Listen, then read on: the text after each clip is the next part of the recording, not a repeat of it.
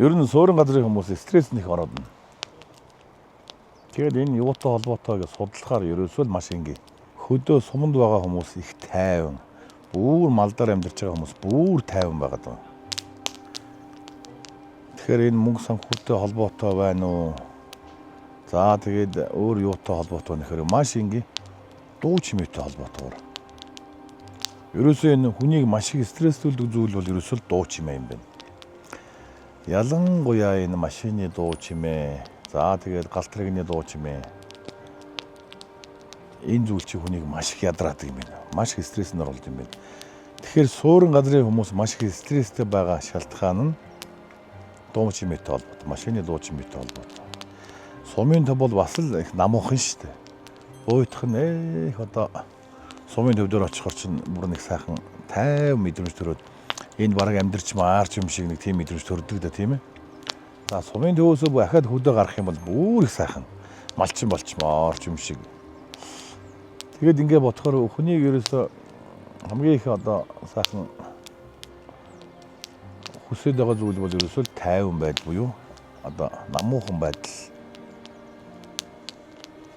Ер нь хүн өөрийн мэдхгүй хүсэж байдаг юм байна л да. Тэгэхээр хот суурин газрын хүмүүс ялангуяа 100 цаг болохоор ч юм уу. За 90 цаг илтгэв. Жилийн 4 улиралд сайхан машинтайгаа хөдөөгаар дахимаар санагдаал, бачуураал, цохолдаал.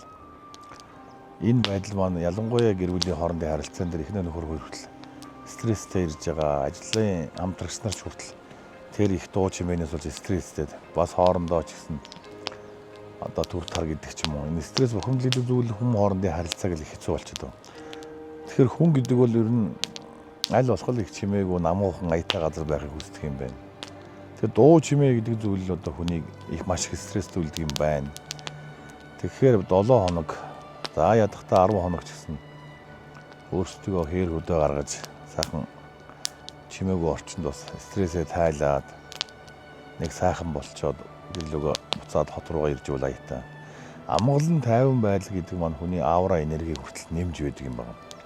Найз нөхдөөрөө заавал одоо архитектурс гэлтэхгүй сайхан найз нөхдөөрөө гараад галын одоо гал түлээд тэрнийхээ дээргээ тойр цуугаад гитар тоглоо сайхан суух тэр мэдрэмж нь баг хүн болгонд байдаг баха.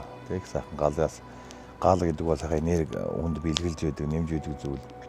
Тэгээ сайхан голын урсгал одоо чимээ сонсоод өөр одоо энэ техник тийм янз янзын дуу чимээ сонсохгүй байгалийн одоо дуу чимээнд шууны жиргэнд тийм ээ өглөөний мандаж байгаа нарнаас энерги хүн сайхан нэвхдэг юм байна. Тэр хүнийг ядрааж байгаа энэ зүйл бол ерөөсөө л дуу чимээ байдаг юм байна. Олон хүмүүсийн бөөгнөрл байдаг юм байна. Тэгэхээр бид нар стресс ихтэй байх тусмаа энерги их алдаж эхэлнэ. Энергийн дархлааг суларч эхэлнэ. Тэгэхээр стресс ихтэх тусмаа уурлан нервтэн тех тусмаа л ерөөсөө хүн өвчнөд их ороогдоод байдаг.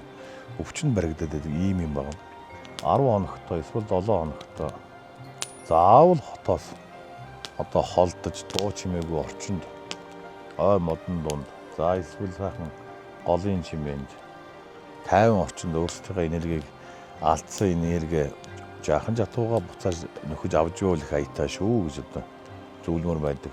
За тэгээд тулгын 3 чулуу тавьчихсан тийм газрууд байдаг да тийм ээ хүмүүс хэрэглээ сурцсан. Одоо энэ шиг тэгэхээр сайхан галаа түлээд галын одоо дэргэд сайхан гууч хөөрөөд сүүлхэн сайхан дуу аялаад хоорондоо сайхан амьдрал ахуйгаа ярилцаад бие биендээ урам өгөөд зөв харилцааг суух одоо харилцаатай сайхан суух маань тухайн одоо өөрийгөө аура энергийг хүн засч байна, нэмж байна гэсэн нэгсний засал болдог байх нь шүү дээ.